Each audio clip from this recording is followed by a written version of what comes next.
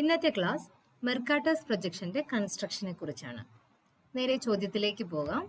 Draw a Mercator's projection for the world with RF 1:250 million and projection interval 15 degree. രണ്ട് കാര്യങ്ങളാണ് നമുക്കിവിടെ തന്നിരിക്കുന്നത്.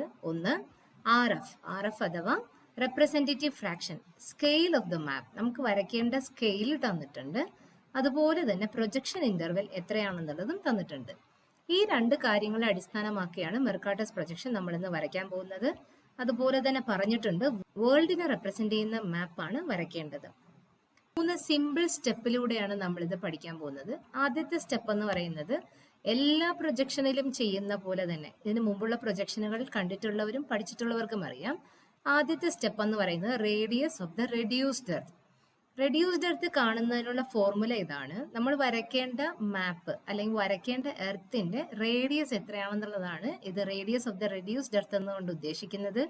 അതിന്റെ ഫോർമുല ഇതാണ്: actual radius divided by given scale. Actual radius എന്ന് പറഞ്ഞാൽ എർത്തിന്റെ ആക്ച്വൽ റേഡിയസ് എന്ന് പറയുന്നത് ഇൻ കിലോമീറ്റർ 6371 കിലോമീറ്റർ ആണ്. 6371 കിലോമീറ്റർ ആണ് എർത്തിന്റെ ആക്ച്വൽ റേഡിയസ് കിലോമീറ്ററിൽ പറയുമ്പോൾ.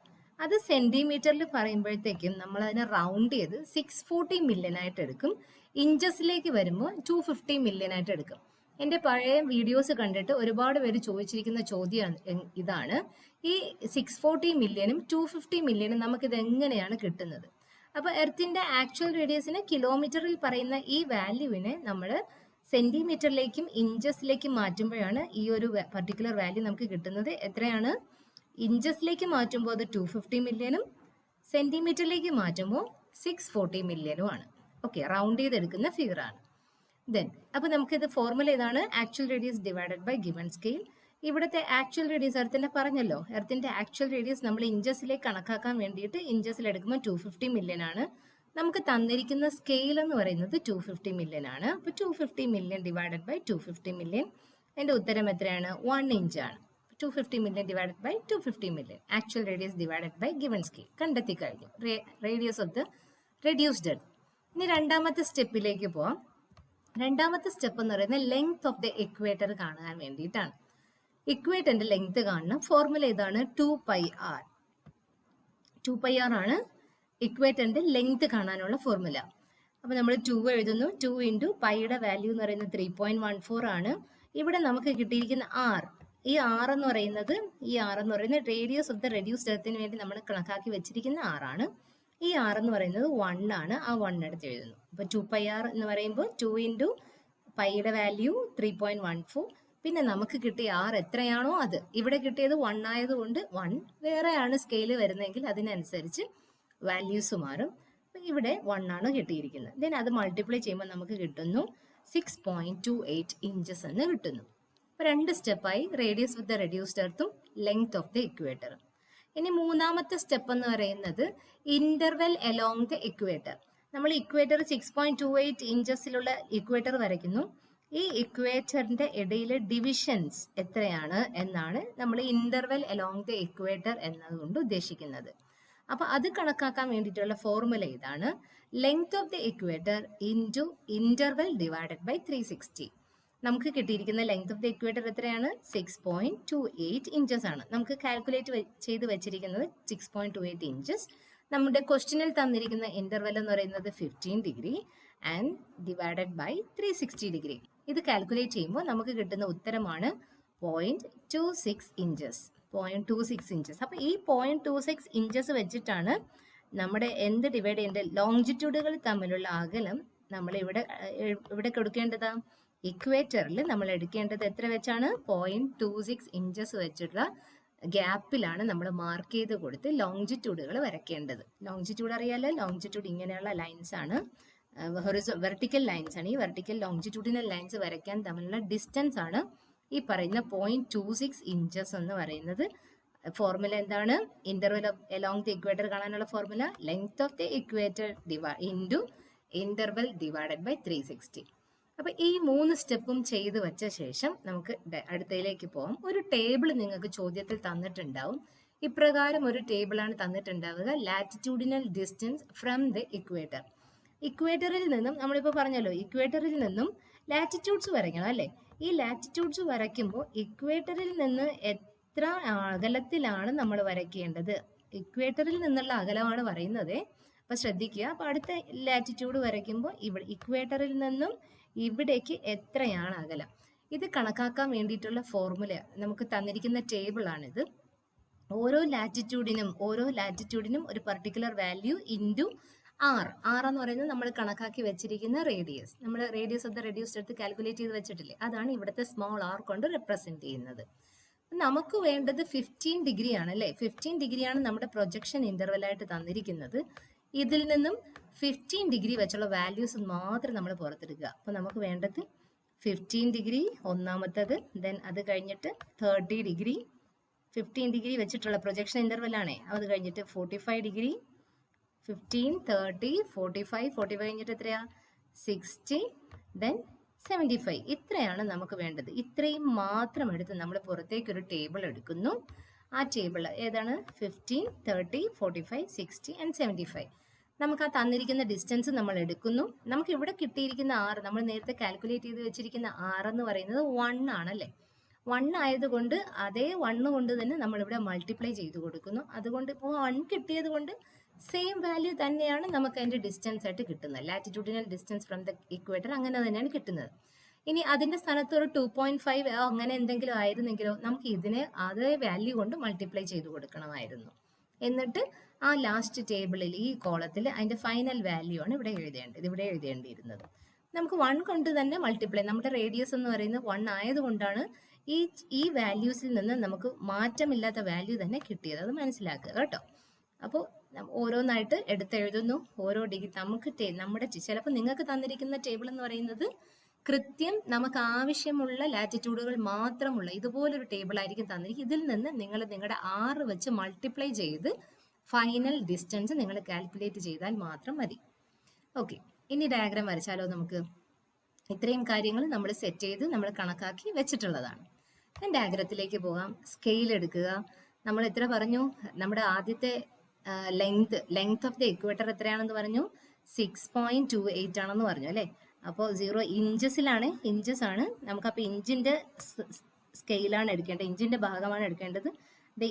ഈ ഭാഗം എന്ന് പറയുന്നത് സെന്റിമീറ്റർ ആണ് താഴെ, ഈ മുകളിൽ നല്ല വീതിയുള്ള ഭാഗമാണ് ഇഞ്ചസിന് വരുന്നത്. അപ്പൊ ഈ ഇഞ്ചസിൽ ഒരു 6.28 മാർക്ക് ചെയ്യുക. മാർക്ക് ചെയ്ത ശേഷം നമ്മൾ എന്ത് ചെയ്ത് കൊടുക്കണം? Length of the equator 6.28 inches ആണെന്ന് പറഞ്ഞു. ഈ ഇഞ്ചസ് 6.28 ഒരു ലൈൻ വരയ്ക്കുക. എത്രയാണ്? 6.28 ഇഞ്ചസ്. ദെൻ നമുക്ക് വേണ്ട അടുത്തൊരു ഇൻസ്ട്രുമെന്റ്. അപ്പൊ സ്കെയിൽ എടുത്തു, 6.28 ഇഞ്ചസ് ലെങ്ത്തിൽ ഒരു ലൈൻ വരച്ചു. ദെൻ നമുക്ക് വേണ്ടത് പ്രൊട്രാക്ടർ ആണ് കേട്ടോ. പ്രൊട്രാക്ടർ എടുക്കുക. 90 ഡിഗ്രി നമ്മൾ മാർക്ക് ചെയ്ത് കൊടുക്കുക. പ്രൊട്രാക്ടർ എടുത്ത് 90 ഡിഗ്രി മാർക്ക് ചെയ്ത് കൊടുക്കുക. കൃത്യം വെർട്ടിക്കൽ ആയിട്ടുള്ള ലൈൻ വരയ്ക്കുക. അതുപോലെ ഇങ്ങേയറ്റത്തും പ്രൊട്രാക്ടർ എടുക്കുക, 90 ഡിഗ്രി മാർക്ക് ചെയ്യുക, വെർട്ടിക്കൽ ലൈൻ വരയ്ക്കുക. 90 ഡിഗ്രി തന്നെ ആയിരിക്കാൻ ശ്രദ്ധിക്കുക. കൃത്യം 90 ഡിഗ്രി ആയിരിക്കണം നമ്മൾ മാർക്ക് ചെയ്യേണ്ടത്. അതുപോലെ ഇതിൽ വരയ്ക്കുന്ന ഓരോ ലാറ്റിറ്റ്യൂഡും ഓരോ ലോങ്ജിറ്റ്യൂഡും കൃത്യമായും ഹൊറിസോണ്ടൽ ആൻഡ് വെർട്ടിക്കൽ ലൈൻസ് ആയിരിക്കണം. 90 ഡിഗ്രി മാർക്ക് ചെയ്ത് മാത്രമേ നിങ്ങൾ വരയ്ക്കാവൂ. ദെൻ അടുത്ത സ്റ്റെപ്പ് എന്തായിരുന്നു? ഇന്റർവെൽ അലോങ് ദ ഇക്വേറ്റർ അല്ലേ? അപ്പൊ നമ്മൾ സെക്കൻഡ് സ്റ്റെപ്പ് വരച്ചു, ലെങ്ത് ഓഫ് ദ ഇക്വേറ്റർ കണ്ടത് വരച്ചു. ഇനി ഇന്റർവെൽ അലോങ് ദ ഇക്വേറ്റർ. ഈ ഇന്റർവെൽ അലോങ് ദ ഇക്വേറ്റർ കാണാൻ വേണ്ടി ഒരു ഫോർമുല വെച്ച് നമ്മൾ 0.26 ഇഞ്ചസ് എന്നൊക്കെ പറഞ്ഞ് കാൽക്കുലേറ്റ് ചെയ്ത് വെച്ചിരുന്നു അല്ലേ? അപ്പൊ ഈ 0.26 ഇഞ്ചസ് അളന്നെടുക്കാൻ വേണ്ടി നമ്മളൊരു സ്കെയിൽ എടുക്കുന്നു. സ്കെയിലിൽ ഡിവൈഡറിൽ കൃത്യമായിട്ടും 0.26 മാർക്ക് ചെയ്തെടുക്കുക. സ്കെയിൽ എടുക്കുക, ഡിവൈഡർ എടുക്കുക, 0.26 മാർക്ക് ചെയ്യുക. ദെൻ നേരെ ഈ ഭാഗത്തേക്ക് കൊണ്ടുപോവുക, ഈ ഇക്വേറ്ററിന്റെ ഭാഗത്തേക്ക് കൊണ്ടുപോവുക. ദെൻ അവിടെ ഓരോ പോയിന്റ് ആയിട്ട് ഓരോ പോയിന്റ് എത്രയാണ്? 0.26 ഇഞ്ച് അല്ലേ?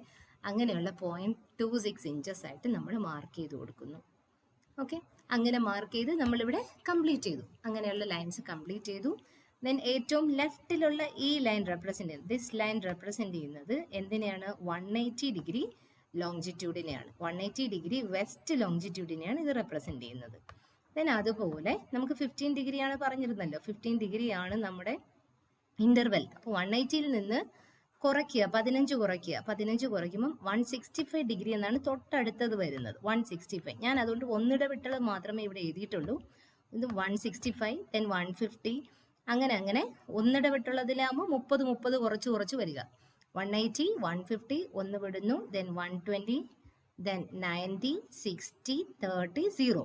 സെന്ററിൽ വരുന്ന ഇത് 0 ആണ് റെപ്രസെന്റ് ചെയ്യുന്നത്. നമ്മൾ ഗ്രീനിഷ് മെറിഡിയൻ എന്ന് പറയില്ല, ആ ലൈനിനെയാണ് റെപ്രസെന്റ് ചെയ്യുന്നത്.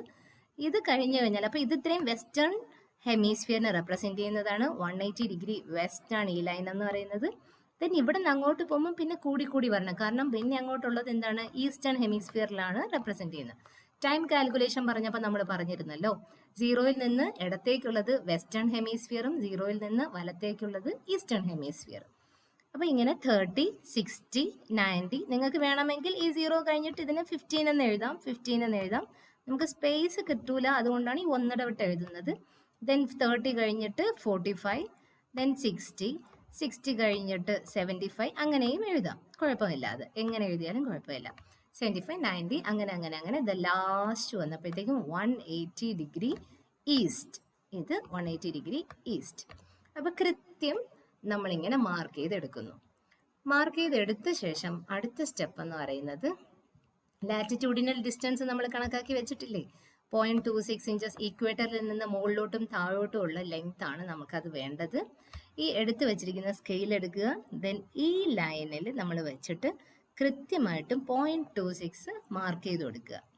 ദെൻ അതുപോലെ തന്നെ അതിൻ്റെ അടുത്ത വാല്യൂ എത്രയാണോ നമുക്ക് കിട്ടിയിരിക്കുന്നത്, ഇക്വേറ്ററിൽ നിന്നുള്ള ലെങ്ത് ആണെന്ന് മാത്രം നിങ്ങൾ ഓർമ്മിക്കുക. ഇക്വേറ്ററിൽ നിന്ന് ഇതുവരെയാണ് എടുക്കേണ്ടത് സ്കെയിലിൽ എപ്പോഴും. ദെൻ അടുത്ത അങ്ങനെ നമുക്ക് ആ ടേബിളിൽ തന്നിട്ടുള്ള, നമുക്ക് ഈ ടേബിളിൽ നമ്മൾ കണ്ടിട്ടുള്ള ഇത്രയും വാല്യൂസ് നമ്മൾ അവിടെ നിന്ന് മുകളിലേക്കും താഴേക്കും മാർക്ക് ചെയ്ത് കൊടുക്കണം. മനസ്സിലായ എങ്ങനെയാണെന്ന്? ആദ്യത്തെ ഇക്വേറ്ററിൽ നിന്ന് മുകളിലേക്കും താഴേക്കുമാണ് മാർക്ക് ചെയ്യേണ്ടത്. ഇക്വേറ്ററിൽ നിന്നുമുള്ള മാർക്കിംഗ് ആണ് നമുക്ക് വേണ്ടത്. അതുപോലെ എല്ലാ വാല്യൂസും നമ്മളിവിടെ മാർക്ക് ചെയ്ത് കൊടുക്കുക. മാർക്ക് ചെയ്ത ശേഷം നമ്മൾ എന്ത് ചെയ്യണം, ഹൊറിസോണ്ടൽ ഇക്വേറ്ററിന് പാരലൽ ആയിട്ടുള്ള ലൈൻസ് നമ്മൾ വരച്ചു കൊടുത്ത് അതിന് കംപ്ലീറ്റ് ചെയ്യുക. ആ ലൈൻസ് കംപ്ലീറ്റ് ചെയ്യുക. ഇതുപോലെ നമ്മൾ വരച്ച് കംപ്ലീറ്റ് ചെയ്ത് കൊടുക്കുക. കൃത്യമായിരിക്കണം, ഇത് ഇക്വേറ്ററിന് പാരലൽ ആയിരിക്കണം. ഈ വരച്ച ഇത് ഇക്വേറ്ററിനെ റെപ്രസെന്റ് ചെയ്യുന്ന ലൈനാണ്, നമ്മൾ ആദ്യം വരച്ച line. Length of the equator പറഞ്ഞിട്ട് നമ്മൾ വരച്ചില്ലേ, അത് ഇക്വേറ്ററിന്റെ റെപ്രസെന്റ് ചെയ്യുന്ന ലൈനാണ്. ആ ഇക്വേറ്ററിന് കൃത്യം പാരലൽ ആയിരിക്കണം ബാക്കി വരച്ച ലൈൻസ് എന്ന് പറയുന്നത്. അതെന്തിനെ റെപ്രസെന്റ് ചെയ്യുന്നു? ലാറ്റിറ്റ്യൂഡ്സിനെ റെപ്രസെന്റ് ചെയ്യുന്ന ലൈനാണ് മുകളിലേക്കും താഴേക്കുള്ളത്. ബാക്കിയുള്ള പോർഷൻസ് നമ്മൾ ഇതുപോലെ ഇതിന്റെ പുറത്തേക്ക് നമ്മൾ വരച്ചു നിന്ന പോർഷൻസ് മായ്ച്ചു കൊടുക്കാം. മായ്ച്ചു കൊടുത്തിട്ട് ഇതുപോലെ നമ്മൾ കംപ്ലീറ്റ് ചെയ്യാം. അപ്പോൾ ഇനി എന്താ ചെയ്യേണ്ടത്? നമ്മൾ ഇതുപോലെ ഇന്റർവെൽ അലോങ് ദി ഇക്വേറ്റർ കണ്ടുപിടിച്ച് വെച്ചിരുന്നു അല്ലേ? ഇനി അതിന് എന്ത് ചെയ്ത് കൊടുത്താൽ മതി? പ്രൊട്രാക്ടർ ഉപയോഗിച്ച് 90 ഡിഗ്രി മാർക്ക് ചെയ്യാം. ഇവിടെ പ്രൊട്രാക്ടർ വെച്ച് 90 ഡിഗ്രി മാർക്ക് ചെയ്യുക. ദെൻ എന്ത് ചെയ്ത് കൊടുക്കണം? വെർട്ടിക്കൽ ആയിട്ടുള്ള ലൈൻസ് വരച്ച് ആ ഡയഗ്രാം ഇതുപോലെ നമ്മളതങ്ങ് കംപ്ലീറ്റ് ചെയ്യുക. ഇങ്ങനെ കൃത്യമായിട്ടുള്ള വെർട്ടിക്കൽ ലൈൻസ് വരച്ച് ഇതിൻ്റെ മുകളിലൂടെ വരച്ച് ഈ ഒരു മാപ്പ്, ഈ പ്രൊജക്ഷൻ അങ്ങ് കംപ്ലീറ്റ് ചെയ്യുക. ദെൻ എന്ത് ചെയ്താൽ മാത്രം മതി? കംപ്ലീറ്റ് ചെയ്ത ശേഷം നമ്മൾ അതിനകത്തുള്ള മാർക്കിങ്സ് എഴുതി കൊടുക്കുക. അപ്പോൾ ആദ്യം വരച്ച ലൈൻ എന്ന് പറയുന്നത് 0 ഡിഗ്രി റെപ്രസെന്റ് ചെയ്യുന്നു. Then 15 degree north, 30 degree north. എല്ലാത്തിലും നോർത്ത് എഴുതണ്ട, മുകളിൽ നമ്മുടെ പ്രൊജക്ഷൻ ഇന്റർവെൽ അനുസരിച്ച് നിങ്ങൾ എഴുതി പോയാൽ മതി. 15 degree, 30 degree, 45 degree, 60 degree and finally 75 degree north. അതുപോലെ അതിന് താഴേക്ക് 0 ഡിഗ്രി ഇക്വേറ്ററിന് താഴേക്ക് എങ്ങനെയാണ്? 15 ഡിഗ്രി സൗത്ത് അല്ലേ? South, 30 degree, 45 degree, 60 degree and 75 degree south. ഇനി നമ്മൾ നേരത്തെ പറഞ്ഞ സെൻറ്ററിലായിട്ട് വന്ന ഗ്രീനിച്ച് ലൈൻ ഉണ്ടല്ലേ, 0യുടെ വെസ്റ്റിലേക്ക് 30, 60, 90, 120, 150, 180 ഡിഗ്രി വെസ്റ്റ്. ആൻഡ് അതിൻ്റെ വലത്തേക്ക് 0യിൽ നിന്ന് വലത്തേക്ക് 30, 60, 90, 120, 150 ഡിഗ്രി, 180 ഡിഗ്രി ഈസ്റ്റ്. ഇനി നമ്മുടെ RF എത്രയായിരുന്നു നമുക്ക് ചോദ്യത്തിൽ തന്നിരുന്നത്? 1:250 മില്യൺ. അതിവിടെ എഴുതി കൊടുക്കുന്നു. നമ്മുടെ ഡയഗ്രാം ടൈറ്റിൽ എഴുതുന്നതോടുകൂടെ പൂർത്തിയാകുന്നു. ഇത്രയും ഈസിയാണ് നമുക്ക് മെർക്കാട്ടേഴ്സ് പ്രൊജക്ഷൻ വരയ്ക്കാനായിട്ട്. 1-2 തവണ നിങ്ങൾ വരച്ചു നോക്കിയാൽ മാത്രം മതി, നിങ്ങൾക്ക് നന്നായിട്ട് വരയ്ക്കാൻ പറ്റും. അപ്പോൾ നാളെ തുടങ്ങുന്ന പ്രാക്ടിക്കൽ എക്സാം നിങ്ങൾക്ക് എല്ലാവർക്കും നല്ലപോലെ എഴുതാൻ കഴിയട്ടെ. Best wishes. Thank you.